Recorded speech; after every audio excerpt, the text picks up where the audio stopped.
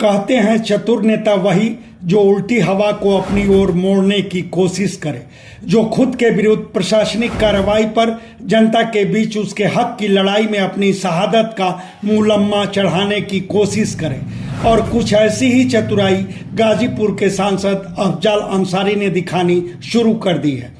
21 अगस्त को अफजाल अंसारी खुद के प्रस्ताव पर प्रधानमंत्री ग्रामीण सड़क योजना के तहत नवनिर्मित गाजीपुर के सदर विधानसभा क्षेत्र में महाराजगंज, बकराबाद, खांवपुर, बवेड़ी मार्ग का लोकार्पण करने पहुंचे थे। 18 अगस्त को अपने पुश्तैनी घर फाटक में ईडी की छापेमारी और 19 अगस्त को अपने फार्म हाउस की जब्ती की कार्रवाई के बाद पहली बार अफजाल अंसारी का वह सार्वजनिक कार्यक्रम था। जाहिर था उनके भाषण के केंद्र में वही सब था। सांसद अफजाल ने एक तरह से 2024 के अपने चुनाव अभियान का आगाज कर दिया। अफजाल दावा किए कि 2024 में भाजपा का सुफड़ा साफ हो जाएगा। यह कैसे होगा, अफजाल यह भी बताए। 5 सीट एनजीपी की जो लोकतांत्रिक रामविलास वाली पार्टी है उसकी, और 17 40 में 39 को इन लोगों कर रहा हूँ। अब वो कलटिया मरला के बाद का स्थिति बा। 5 गो ना मिली बिहार में, झारखंड में वो सफाया है, बंगाल में 18 सीटें जीत के आए थे, 2 सीटों को मौका है। उत्तर प्रदेश में ये लोग सपा बसपा के गठबंधन के बाद भी 64 सीट जीत किए थे।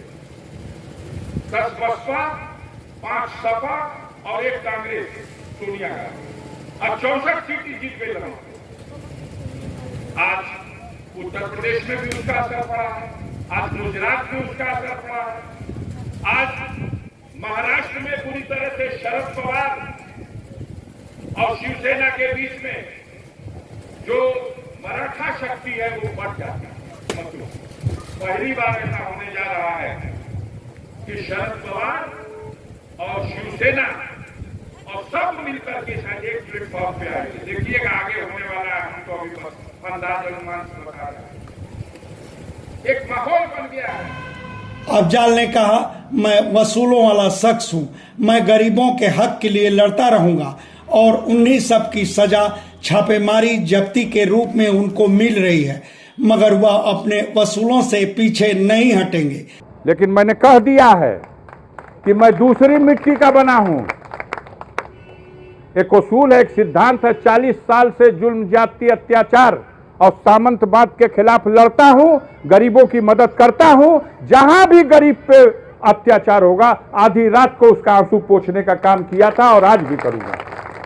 आइए, भौतिक सुख साधन के खेत बगीचा और ये बिल्डिंग मकान, ये किसी के जीवन का हिस्सा हो सकता है। अफजाल अंसारी की पूंजी ये नहीं है।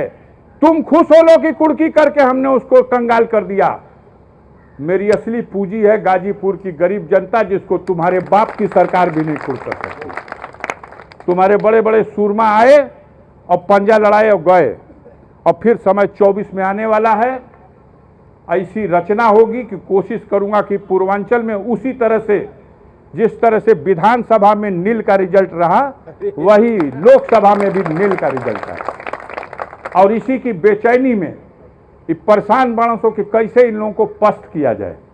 अगर ये पस्त हो जाएंगे तो हम मनमानी कर पाएंगे। इसलिए सारे आक्रमण हैं और सारे आक्रमण झेल लूंगा। इनके उस अरमान को कि मेरे सामने घुटना टेक दें, इस अरमान को तो इस जीवन में पूरा होने वाला नहीं है। बुजदिल रोज जन्म लेता है, रोज मर जाता है। और हम उसूल वाले लोग हैं, इनसे डरने वाले नहीं हैं। इन कार्रवाइयों से वह टूटने वाले नहीं हैं। सारी कार्रवाइयों का जो कोर्ट कचहरी में कानून में व्यवस्था है, उसके माध्यम से लड़ूंगा। और उस मोर्चे पर जितने दिन तुम्हारी सरकार की ताकत है, कूद लो, एक एक हिसाब होगा। अफजाल ने कहा कि मैं जमींदार परिवार से हूं, मैं सड़क का कंगाल नहीं हूं। आज 40 साल हो गया राजनीति में सक्रिय हूं। 7 बार विधायक रहा, 5 बार विधायक रहा, 2 बार से एमपी हूं। तलब तनख्वाह भी मिलती है, पेंशन भी मिलती है। हमारी सैकड़ों दुकानें हैं बाजार में, उसका किराया भी आता है। तुम क्या हमको सड़क का कंगाल समझते हो? बाप दादा जमींदार रहा है, किसान हूं। अपने अंदाज में अफजाल ने अधिकारियों पुलिसकर्मियों को यह भी संदेश देने की कोशिश की कि वक्त आने पर वह भी उन्हें छोड़ेंगे नहीं। इसके लिए 1992 में अपने पुश्तैनी घर फाटक में पुलिस की छापेमारी और उसके बाद उन पुलिसकर्मियों पर हुई कार्रवाई का जिक्र करना वह नहीं भूले। धन्यवाद। आप सबसे आग्रह है कि हमारे चैनल को लाइक करें, शेयर करें, सब्सक्राइब करें और फेसबुक यूजर हैं तो हमारे पेज को लाइक करना ना भूलें।